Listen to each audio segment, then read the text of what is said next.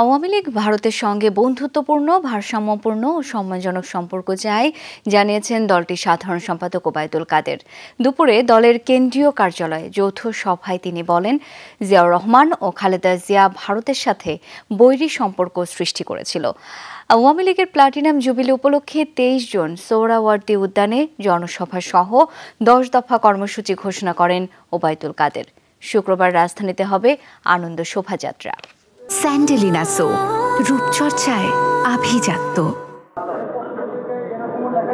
আওয়ামী লীগের কেন্দ্রীয় কার্যালয় ছিল ঢাকা মহানগর উত্তর দক্ষিণ, ঢাকা জেলা আওয়ামী লীগ ও সহযোগী সংগঠনগুলোর সভাপতি, সাধারণ সম্পাদক এবং ঢাকা উত্তর দক্ষিণ সিটি কর্পোরেশনের মেয়রদের যৌথ সভা, যার সভাপতি আওয়ামী লীগ সাধারণ সম্পাদক ওবায়দুল কাদের।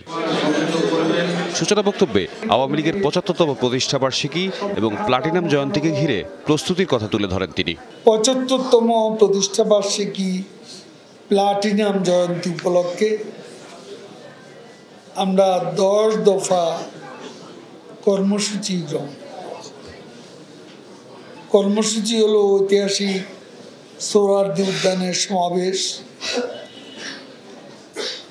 বীর মুক্তিযোদ্ধা, বিভিন্ন রাজনৈতিক দলের নেতৃবৃন্দ, নাগরিক সমাজ ও পেশাজীবী নেতৃবৃন্দকে আমরা এই সমাবেশে 23 তারিখ বেলা 2:30 সোহরাওয়ার্দী উদ্যানে আমন্ত্রণ জানাবো।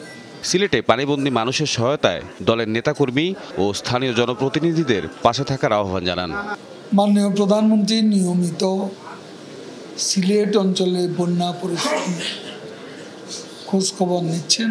এ ব্যাপারে আওয়ামী লীগের নেতাকর্মীদের উদ্ধার কাজ এবং ত্রাণ কাজে অংশগ্রহণের জন্য আহ্বান করেছেন।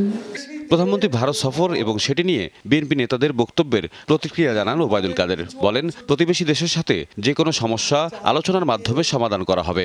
তারা ভারতের সাথে বৈরী সম্পর্ক সৃষ্টি করে বাংলাদেশেরই সবচেয়ে বেশি ক্ষতি করেছে, যেটা আমরা করতে চাই না।